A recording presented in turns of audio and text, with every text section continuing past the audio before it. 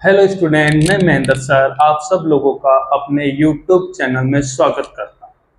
आज की क्लास के अंदर हम थायराइड ग्लैंड को हम जानेंगे। यानी कि आज की क्लास के अंदर हम थायराइड ग्लैंड के अंदर क्या क्या पढ़ने वाले हैं। थायराइड ग्लैंड के अंदर हम लोग एक तो इसकी स्ट्रक्चर के बारे में बात करेंगे, ये कौन से हार्मोन हमारी बॉडी के अंदर रिलीज करती है, दूसरा उन हार्मोन के फंक्शन। अगर टाइम मिला तो हम इससे रिलेटेड डिसऑर्डर भी आज की क्लास के अंदर क्लियर करेंगे। ये जो थायराइड ग्लैंड का टॉपिक है, ये मैंने केमिकल कंट्रोल एंड कोऑर्डिनेशन वाले चैप्टर से लिया है। चलो स्टार्ट करते हैं बच्चों थायराइड ग्लैंड के बारे में। थायराइड ग्लैंड एक ऐसी ग्लैंड है जो कि हमारे बॉडी में हार्मोन रिलीज करती है और डक्टलेस ग्लैंड है। डक्टलेस ग्लैंड जो हार्मोन रिलीज करती है उन ग्लैंड को हम बोलते हैं इट इज एंडोक्राइन ग्लैंड। लेकिन ये हमारी बॉडी की लार्जेस्ट एंडोक्राइन ग्लैंड है। यानी कि थायराइड ग्लैंड की अगर हम बात करें तो थायराइड ग्लैंड क्या है, लार्जेस्ट एंडोक्राइन ग्लैंड है। It is a largest endocrine gland. Endocrine gland जैसा कि अभी मैंने बताया उस ग्लैंड को बोलते हैं जो कि डक्टलेस होती है और जो नॉर्मली क्या सिक्रेट करती है हमारी बॉडी में, हार्मोन। क्लियर। ये जो ग्लैंड है ये दो लोब से मिलकर के बनी हुई होती है।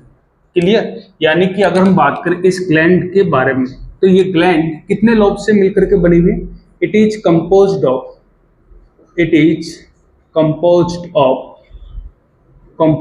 Of two lobe. दो लोब से मिलकर के ये ग्लैंड क्या होती है, बनती है। इसलिए इसको हम बाइलोब ग्लैंड भी बोलते हैं। It is also known as bilobe gland. तो इसको हमने बाइलोब ग्लैंड क्यों नाम दिया? क्योंकि इस ग्लैंड के अंदर हमको दो लोब नजर आएगी, जैसा मैं डायग्राम में बता रहा हूं। मैंने कहा ये एक फर्स्ट लोब है, it is a first lobe, और ये कौन सी लोब होगी? It is a second lobe. तो थायराइड ग्लैंड कैसी ग्लैंड है? It is a bilobe gland है जिसके अंदर दो लोब हमको देखने को मिलती है। ये दोनों लोब एक लूज कनेक्टेड टिश्यू से आपस में क्या रहती है, कनेक्टेड रहती है। यानी कि अगर हम बात करें both lobe are connected by both lobe are connected by loose connective tissue. किससे कनेक्टेड रहती है? लूज कनेक्टिव टिश्यू से क्या रहती है, कनेक्टेड रहती है। लूज कनेक्टिव टिश्यू किससे कनेक्टेड है? ये लूज कनेक्टिव टिश्यू से कनेक्टेड है। क्लियर। और इस लूज कनेक्टिव टिश्यू को हम क्या बोलते हैं? It is also known as isthmus. क्या बोलते हैं? इस्थमस। क्लियर। तो लूज कनेक्टिव टिश्यू को हम क्या बोलते हैं? इस्थमस। तो ये हो गया बेटा isthmus. It is also known as isthmus, जिसने दोनों लोब को क्या करके रखा है, जोड़ के रखा है। जो जिसने दोनों लोब को क्या करके रखा है बेटा, जोड़ के रखा है। अगर हम बात कर रहे हैं थायराइड ग्लैंड की, तो थायराइड ग्लैंड हमारी बॉडी में कहाँ प्रेजेंट होती है? अगर हम बात करें हमारे नेक रीजन की, तो नेक रीजन के अंदर जो ट्रेकिया है जिसको हम विंड पाइप कहते हैं, यानी कि नेक रीजन में बिलो द लैरिक्स, वॉइस बॉक्स के नीचे, आइदर साइड ऑफ ट्रेकिया, लेकिन वेंट्रल साइड। एनसीईआरटी बुक ने क्या बोला है? Ventral side. वेंट्रल साइड मतलब फ्रंट, ट्रेकिया के फ्रंट ये क्या होगी, प्रेजेंट होगी। तो अगर हम बात करें कि थायराइड ग्लैंड कहाँ प्रेजेंट होती है, यानी कि लोकेशन कहाँ पे है इसकी, लोकेशन कहाँ पे है जल्दी बताओ। ये हमारे नेक रीजन में प्रेजेंट है, प्रेजेंट इन नेक रीजन। कहाँ प्रेजेंट है? प्रेजेंट इन नेक रीजन, हमारे नेक रीजन में प्रेजेंट है। और कहाँ प्रेजेंट है? Ventral, either side of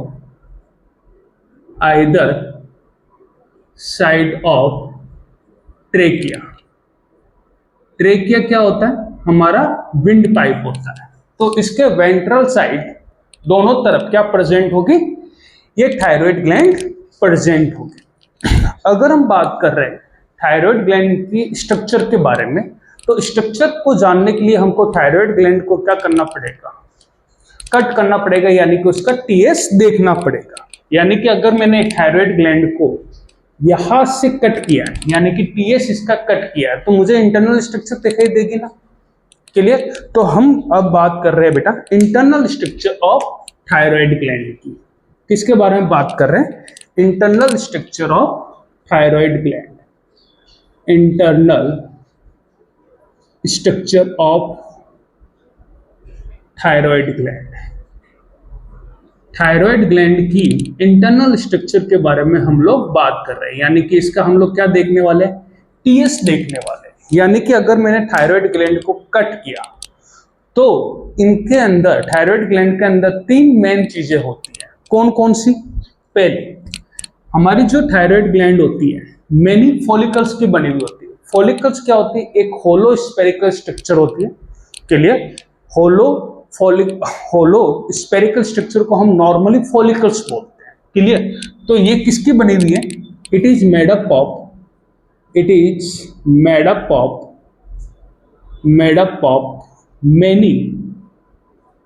many होलो मतलब अंदर से जो खोखली हो, स्पेरिकल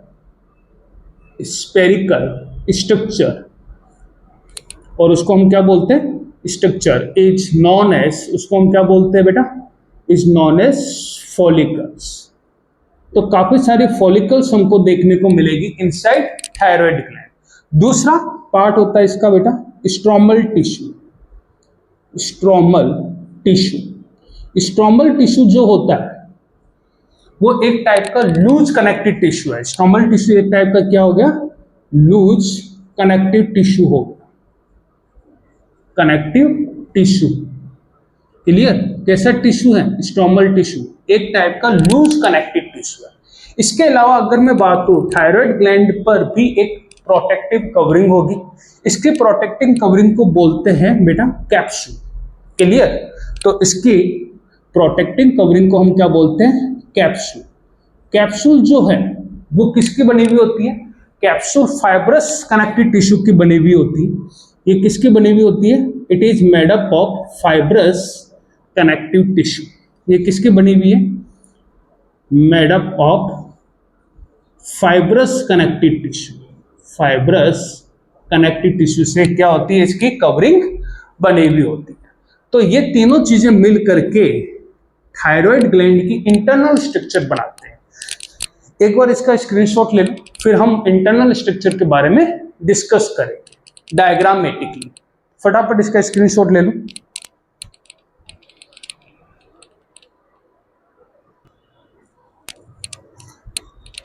चलो अब हम बात कर रहे हैं बेटा इंटरनल स्ट्रक्चर, यानी कि इसके टीएस का डायग्राम बना करके थोड़ा सा मैं एक्सप्लेन करूंगा। इसको थायराइड ग्लैंड को मैं इंटरनल स्ट्रक्चर को टीएस कट करके मैं आप लोगों को बता रहा हूं। यानी कि हम अब क्या देखने वाले हैं? TS of thyroid gland, transverse section of thyroid gland को हम देखने वाले हैं। यानी कि अब हम क्या देखने वाले हैं? TS of thyroid gland. Thyroid gland जो कि एक टाइप की कैसी ग्लैंड है बेटा? लार्जेस्ट एंडोक्राइन ग्लैंड है। अभी मैंने बताया था थायराइड ग्लैंड की जो कवरिंग होती है उसको हम क्या बोलते हैं? Fibrous capsule. तो मैंने कहा ये कवरिंग है। ये क्या होगी बेटा? ये कवरिंग होगी किसकी? थायराइड ग्लैंड की। It is a covering of thyroid gland. ये क्या है बच्चों? Covering of thyroid gland. तो ये हो गई है कवरिंग ऑफ थायराइड ग्लैंड, जो कि मेनली थायराइड ग्लैंड को क्या करती है? प्रोटेक्शन प्रोवाइड करती है। तो पहला पार्ट कौन सा है? It is a fibrous capsule. ये क्या हो गई? It is fibrous capsule. और फाइब्रस कैप्सूल क्या है? It is protective covering of thyroid gland. तो ये क्या है बेटा? Protective covering of thyroid gland. Thyroid gland की ये क्या हो गई? प्रोटेक्टिव कवरिंग हो गई, जो कि एक टाइप का फाइब्रस कनेक्टिव टिश्यू से मिलकर के बनती है। इनसाइड थायराइड ग्लैंड हमको होलो स्फेरिकल स्ट्रक्चर नजर आएगी। तो इनसाइड थायराइड ग्लैंड हमको क्या नजर आएगी? होलो स्फेरिकल स्ट्रक्चर क्या आती है बेटा? नजर आती है। तो मैंने कहा इनसाइड आपको थायराइड ग्लैंड कुछ होलो स्फेरिकल स्ट्रक्चर क्या आ रही है? नजर आएगी। ये होलो स्फेरिकल स्ट्रक्चर मैं बना रहा हूं। ये जो होलो स्फेरिकल स्ट्रक्चर है इसको हमने क्या नाम दिया था? It is also known as follicles. तो फॉलिकल जो है इंपॉर्टेंट स्ट्रक्चर है किसके अंदर? थायराइड ग्लैंड में। ये लाइन रहती है बेटा किससे? फॉलिकुलर सेल से। यानी कि अगर मैं बात करूं इसकी लाइनिंग के बारे में, तो ये किससे लाइन है? फॉलिकुलर सेल से क्या रहती है? लाइन रहती है। क्लियर? यानी कि किसकी बनी हुई है? फॉलिकुलर सेल की क्या है?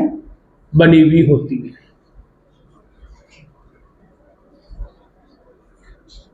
ये फॉलिकुलर यानी ये फॉलिकल्स किसकी बनी हुई है? फॉलिकुलर सेल की बनी हुई है।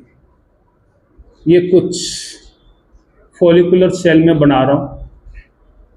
क्लियर? तो ये किससे लाइन है बेटा? Line by follicular cell.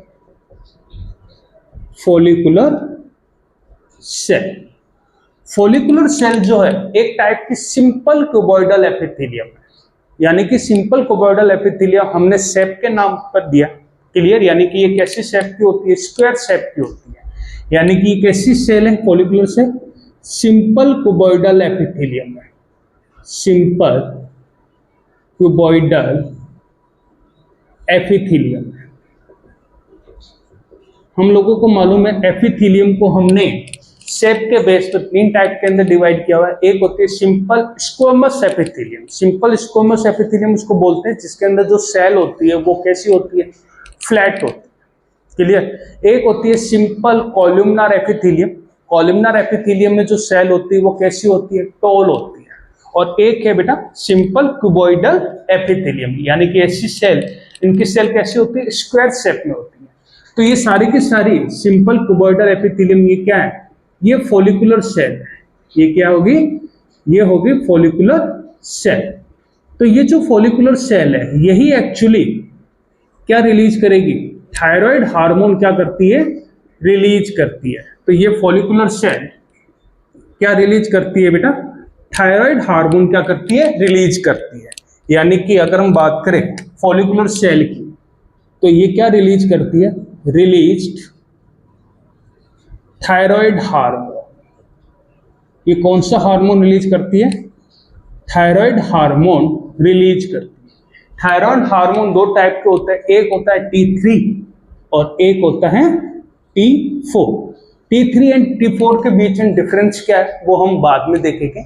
यानी कि फॉलिकल्स की लाइनिंग बनाने के लिए जो सेल यूज हो रही है फॉलिकुलर सेल, जो एक टाइप की क्या है? सिंपल क्यूबॉइडल एपिथेलियम है। यानी कि स्क्वायर शेप में होती है। और यही सेल क्या रिलीज करती है? थायराइड हार्मोन रिलीज करती है। ये जो थायराइड हार्मोन है इसकी फॉलिकल्स के अंदर जो कैविटी होती है उसके अंदर स्टोर हो जाता है। यानी कि इन फॉलिकल्स के अंदर ये थायराइड हार्मोन क्या होता है बेटा? स्टोर हो जाता है। तो ये कौन सी होगी? T3 एंड T4 की स्टोरेज फॉर्म होगी जिसको हम बोलते हैं थायरोग्लोबुलिन प्रोटीन। तो ये क्या है बेटा? It is thyroglobulin protein. ये क्या है? थायरोग्लोबुलिन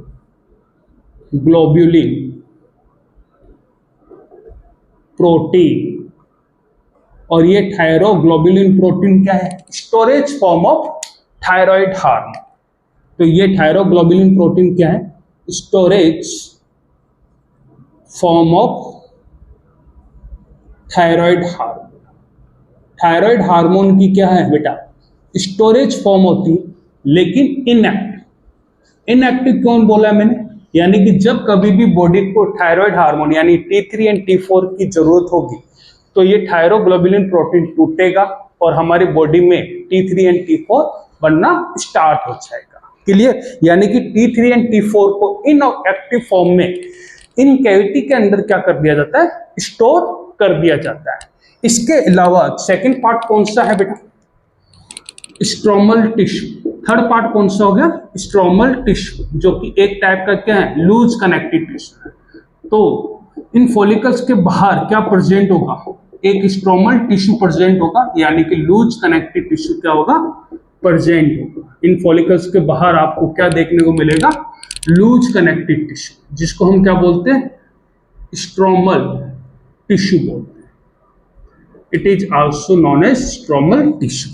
तो नॉर्मली थायराइड ग्लैंड के अंदर तीन इंपॉर्टेंट स्ट्रक्चर होती है। एक होता है फाइब्रस कैप्सूल, जो कि एक टाइप का क्या है? प्रोटेक्टिव कवरिंग है। दूसरा है बेटा फॉलिकल्स। फॉलिकल्स क्या होती है? एक होलो स्फेरिकल स्ट्रक्चर होती है, जिसकी सेल, फॉलिकुलर सेल क्या रिलीज करती है? थायराइड हार्मोन रिलीज करती है। तीसरा स्ट्रोमल टिश्यू, जो कि फॉलिकल्स के बाहर प्रेजेंट होता है। इसके अलावा इनसाइड थायराइड ग्लैंड कुछ ग्रुप ऑफ सेल और प्रेजेंट होती है। यानी कि मैंने क्या कहा कि इन फॉलिकल्स के बाहर स्ट्रोमल टिश्यू में कुछ ग्रुप ऑफ सेल क्या है? प्रेजेंट है। ये कुछ ग्रुप ऑफ सेल प्रेजेंट है। ये क्या है? ये कुछ ग्रुप ऑफ सेल क्या है? प्रेजेंट है। कहाँ प्रेजेंट है? फॉलिकल्स के बाहर स्ट्रोमल टिश्यू के अंदर ये कुछ ग्रुप ऑफ सेल क्या है? प्रेजेंट है। इन ग्रुप ऑफ सेल को हम बोलते हैं पैराफोलिकुलर सेल। इन ग्रुप ऑफ सेल का क्या नाम होता है? Parafollicular cell. तो ये कुछ ग्रुप ऑफ सेल जो कि आपको कहाँ पे देखने को मिलेगी? फॉलिकल्स के बाहर देखने को मिलेगी, इनसाइड स्ट्रोमल टिश्यू। तो ये ग्रुप ऑफ सेल का नाम क्या होता है? Parafollicular cell. इन सेल को हम क्या बोलते हैं? Parafollicular cell. ये जो पैराफोलिकुलर सेल है, ये भी एक हार्मोन रिलीज करती है। उस हार्मोन का नाम होता है थायरोकैल्सिटोनिन हार्मोन। यानी कि पैराफोलिकुलर सेल क्या रिलीज करती है? Released proteinaceous hormone. और उस हार्मोन का नाम क्या होता है?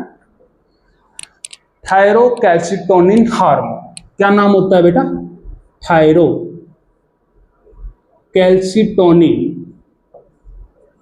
Calcitonin hormone.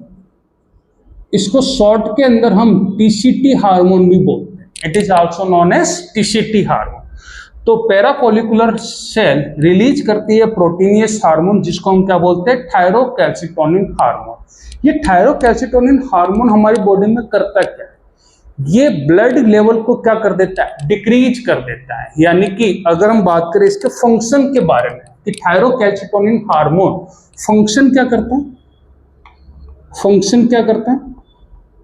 ये डिक्रीज करता है, decrease calcium level in blood के अंदर कैल्शियम को कहां पे डिपॉजिट कर देगा? हमारी बोन के अंदर डिपॉजिट कर देगा, और धीरे धीरे कैल्शियम का लेवल क्या हो जाएगा? लो हो जाएगा। यानी कि जब कभी भी हमारी बॉडी में कैल्शियम का लेवल ज्यादा हो जाए, तो इसको नॉर्मल करने का काम कौन करता है? थायरोकैल्सिटोनिन हार्मोन करता है, जो कि एक टाइप का प्रोटीनियस हार्मोन है। और ये कौन रिलीज करता है? पैराफोलिकुलर सेल, जो कि स्ट्रोमल टिश्यू के अंदर क्या होती है? प्रेजेंट होती है। इस हार्मोन की डिटेल हम लोग बाद में पढ़ेंगे, जब मैं पीटीएच हार्मोन पढ़ाऊंगा आप लोगों को। क्लियर? अब हमारा आज की क्लास के अंदर टारगेट है थायराइड हार्मोन को समझना, T3 एंड T4, जो कि कौन रिलीज कर रही है? फॉलिकुलर सेल रिलीज कर रही है, जो कि फॉलिकल्स की क्या बना रही है? लाइन बना रही है। इसका आप लोग एक बार स्क्रीनशॉट लीजिए, फिर हम लोग किसके ऊपर बात करेंगे? थायराइड हार्मोन के ऊपर बात करेंगे। जल्दी स्क्रीनशॉट ले लो इसका।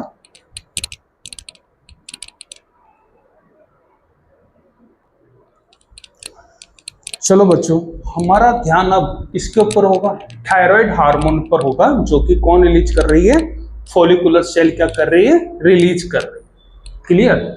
चलो स्टार्ट कर रहे हैं आगे। नेक्स्ट टॉपिक इसके अंदर कौन सा हो हम लोग पढ़ने वाले? Thyroid hormone. Most important hormone है हमारे बॉडी की। अगर हम बात करें तो ये बहुत ही ज्यादा इंपॉर्टेंट हार्मोन हो गया हमारे बॉडी का। चलो स्टार्ट कर रहे हैं बेटा। थायराइड हार्मोन हम क्या स्टार्ट करने वाले हैं? थायराइड हार्मोन के बारे में हम लोग पढ़ने वाले हैं। थायराइड हार्मोन जो होते हैं वो दो टाइप के होते हैं, अभी बताया था। एक होता है T3 एंड एक होता है T4। एक होता है T3 और दूसरा कौन सा होता है? T4। अगर हम बात करें थायराइड हार्मोन की, तो थायराइड हार्मोन एक टाइप का अमाइनो एसिड्स डेरिवेटिव हार्मोन है, यानी कि एक अमाइनो एसिड होता है टायरोसिन। उसी टायरोसिन अमाइनो एसिड से ये क्या बनता है? थायराइड हार्मोन बनते हैं। यानी कि both hormone are made by both hormone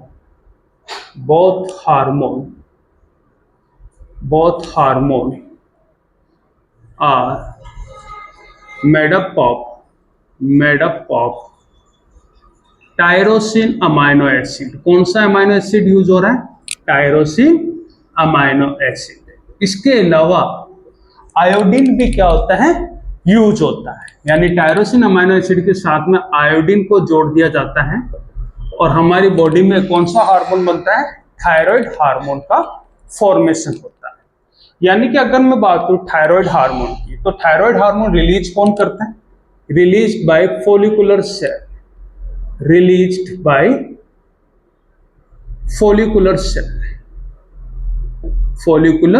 cell, जो कि एक टाइप की सिंपल क्यूबॉइडल एपिथेलियम है। ये जो फॉलिकुलर सेल है, ये जो थायराइड हार्मोन बनाती है, इन थायराइड हार्मोन को स्टोर कर दिया जाता है थायरोग्लोबुलिन प्रोटीन के फॉर्म में। कहां पे? फॉलिकल्स की कैविटी में। यानी कि thyroid hormone store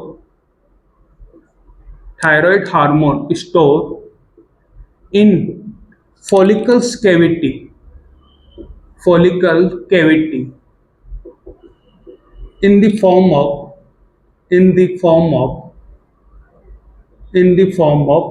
thyroglobulin protein।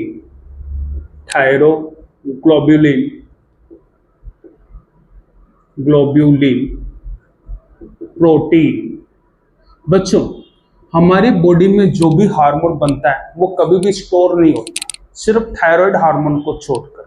यानी कि हमारी बॉडी में जब कभी भी हार्मोन की रिक्वायरमेंट होती है तो हमारी बॉडी में वो स्मॉल क्वांटिटी में बनते हैं और यूज्ड अप हो जाते हैं। क्लियर? लेकिन थायराइड हार्मोन एक ऐसा हार्मोन है जो कि स्टोर रहता है थायरोग्लोबुलिन प्रोटीन के फॉर्म में। लेकिन ये कैसा फॉर्म है? ये इनएक्टिव फॉर्म है। इसको क्या किया जाता है? एक्टिव किया जाता है। अब क्या सर ये जो फॉलिकुलर सेल है ये कंटिन्यू थायराइड हार्मोन बनाता रहेगा? क्या इसको कोई कंट्रोल नहीं करेगा? ऑफ कोर्स, हमारे बॉडी में एक ग्लैंड होती है, एंटायर पिट्यूटरी ग्लैंड, जो कि एक हार्मोन रिलीज करती है TSH, थायराइड स्टिमुलेटिंग हार्मोन। वही फॉलिकल्स को स्टिमुलेट करता है कि वो थायराइड हार्मोन क्या करे? रिलीज करे। तो अगर हम बात करें ये किसके कंट्रोल में? Control by entire pituitary gland. हमारे एंटायर पिट्यूटरी ग्लैंड क्या करती है? इस पूरे हार्मोन के सिक्रेशन को कंट्रोल करती है। और एंटायर पिट्यूटरी ग्लैंड कैसे कंट्रोल करेगी? क्योंकि ये रिलीज करती है थायराइड स्टिमुलेटिंग हार्मोन। यानी कि थायराइड स्टिमुलेटिंग हार्मोन हमारे एंटायर पिट्यूटरी ग्लैंड से रिलीज होगा और वो कहां पर जाएगा? वो थायराइड ग्लैंड की फॉलिकुलर सेल के पास में जाएगा और फॉलिकुलर सेल को स्टिमुलेट करेगा कि वो थायराइड हार्मोन क्या करे? सिक्रेट करे। यानी कि अगर एंटायर पिट्यूटरी ग्लैंड से TSH हार्मोन रिलीज नहीं होगा तो हमारी बॉडी में फॉलिकुलर सेल, थायराइड ग्लैंड की फॉलिकुलर सेल क्या रिलीज नहीं करेगी? थायराइड हार्मोन रिलीज नहीं करेगी। अब अगर हम बात करें difference between the T3 and T4, यानी कि एक हार्मोन कौन सा है हमारे पास? T3, और दूसरा हार्मोन कौन सा हो गया हमारे पास में? T4 hormone.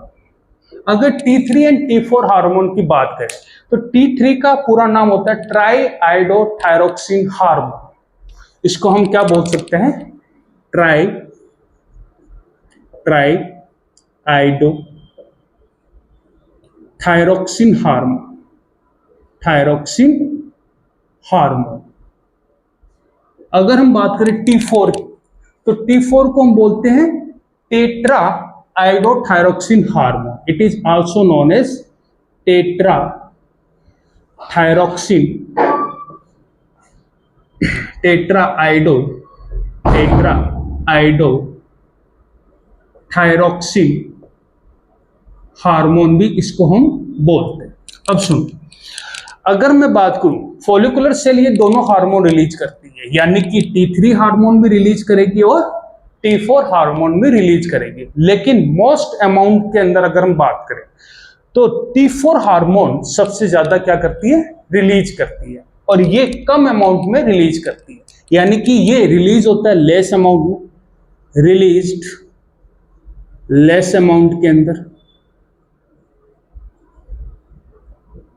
अगर मैंने कहा कि फॉलिकुलर सेल 100% थायराइड हार्मोन बना रही है, तो 100% में से ये लगभग 20% T3 बनता है, यानी कि T4 कितना बनता है, 80% ऑफ थायराइड हार्मोन में। क्लियर? और ये रिलीज होता है, रिलीज्ड मोर अमाउंट के अंदर ये क्या होगा, रिलीज होगा लगभग 80% के आसपास। क्लियर? लेकिन ये मोर एक्टिव फॉर्म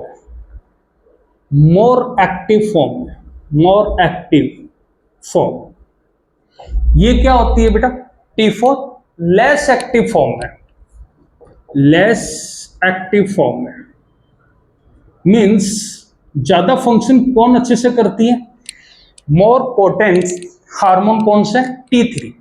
क्लियर? ये फंक्शन बहुत तेजी से करती है, लेकिन होता क्या है, ज्यादा तो सर ये रिलीज हो रहा है, जब कभी भी T4 हार्मोन टारगेट ऑर्गन तक पहुंचता है। क्लियर? अगर हम बात करें T3 और T4 की, तो इसको T3 और इसको T4 क्यों नाम दिया है, क्योंकि इसके पास में 3 आयोडीन प्रेजेंट होते हैं, यानी कि ये कंटेन 3 आयोडीन। ये चीज लिखवाना भूल गया था, अभी लिख लो। और ये कितने आयोडीन कंटेन करेगा, कंटेन 4 आयोडीन। यानी कि अगर मैं बात करूं, T4 जो होता है वो कन्वर्ट होता है किसके अंदर, T3 के अंदर। यानी कि मैंने कहा ये T4 हार्मोन है, T4 हार्मोन जब किस में कन्वर्ट होगा, कन्वर्ट होता है वो T3 हार्मोन, यानी कि ये अपना एक आयोडीन को क्या कर देता है, लूज कर देता है, और T4 किस में कन्वर्ट हो जाता है, T3। लेकिन कहां पे T4 T3 में कन्वर्ट होता है, नियर टारगेट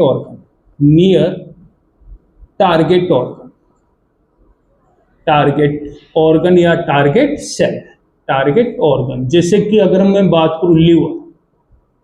क्लियर? तो अगर हम बात करें थायराइड हार्मोन की, तो 2 टाइप के हार्मोन होते हैं, T3 एंड T4। T3 के अंदर 3 आयोडीन प्रेजेंट होते हैं और T4 के अंदर 4 आयोडीन प्रेजेंट होते हैं। दोनों हार्मोन अमाइनो एसिड से बनते हैं, टायरोसिन अमाइनो एसिड। के लिए मोस्ट एक्टिव हार्मोन यानी मोस्ट पोटेंट हार्मोन कौन सा है, T3 है। क्लियर? T4 कन्वर्ट होता है किसके अंदर, T3 के अंदर। कहां पे, नियर द टारगेट ऑर्गन। जैसे कि एग्जांपल मैंने लिया है लीवर। यहां तक क्लियर हुआ? अब इसके थायराइड हार्मोन के फंक्शन क्या है जो हमारे एनसीईआरटी बुक में दिए हुए, फटाफट इसका एक बार स्क्रीनशॉट ले लो जल्दी से।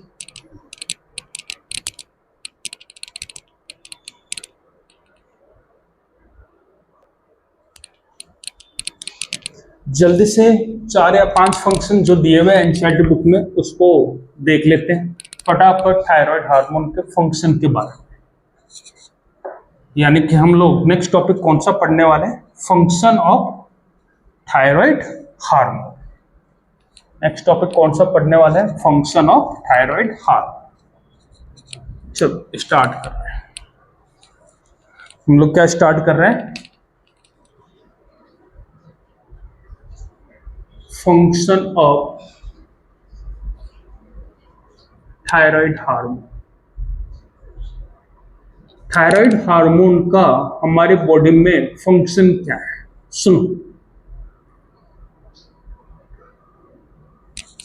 Thyroid hormone it is a important hormone, specially pregnant women के अंदर। अगर मैं बात करूं, प्रेग्नेंट जो वुमन होती है उसकी बॉडी में थायराइड हार्मोन का लेवल क्या हो जाता है, बढ़ जाता है।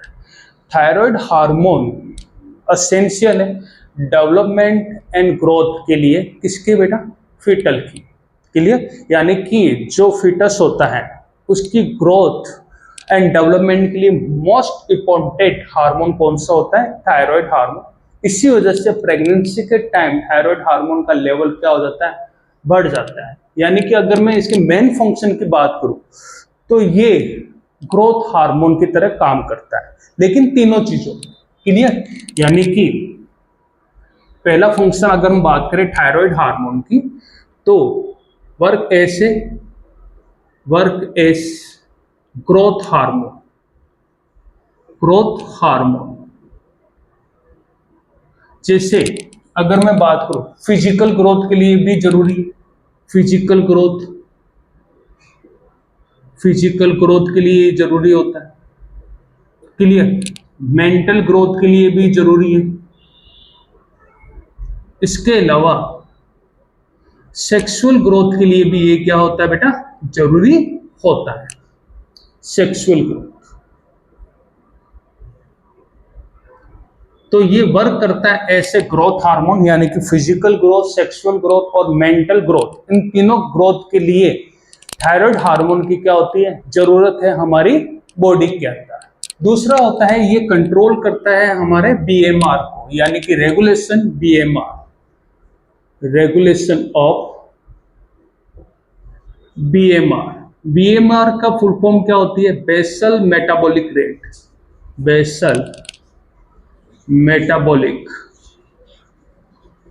रेट क्या होती है बेटा, बीएमआर। शॉर्ट के अंदर बता, हमारी बॉडी को एसेंशियल फंक्शन करने के लिए, जैसे कि डाइजेशन, हम ब्रीदिंग कर रहे हैं, क्लियर, ब्रेन वर्क कर रहा है, उन सब एसेंशियल फंक्शन करने के लिए हमारी बॉडी को एनर्जी की जरूरत होती है।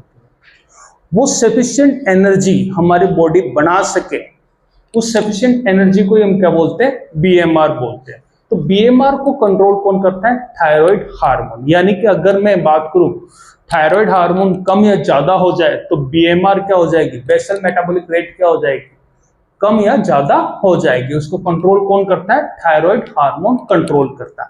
इसके अलावा ये कंट्रोल करता है सेलुलर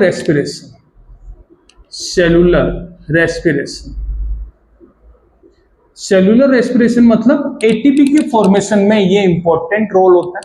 क्लियर, हमारी बॉडी क्या बनाती है, एटीपी बनाती है ड्यूरिंग रेस्पिरेशन प्रोसेस। तो रेस्पिरेशन प्रोसेस को भी थायराइड ग्लैंड क्या करता है, कंट्रोल करता है। इसके अलावा ये मेंटेन करता है इलेक्ट्रोलाइट्स इन ब्लड, यानी कि बॉडी के अंदर मेंटेन इलेक्ट्रोलाइट्स मतलब सोडियम, पोटेशियम, कैल्शियम जो हमारे बॉडी में होते हैं। मेंटेन इलेक्ट्रोलाइट्स इन ब्लड के अंदर इलेक्ट्रोलाइट्स को क्या करता है, मेंटेन करता है। लास्ट एंड फाइनल इंपॉर्टेंट है, जो कि एनसीईआरटी बुक से एक बार पूछा भी गया है। ये हमारे बॉडी में आरबीसी के फॉर्मेशन में बहुत ही ज्यादा यूजफुल होता है। क्लियर, यानी कि हेल्प्स इन फॉर्मेशन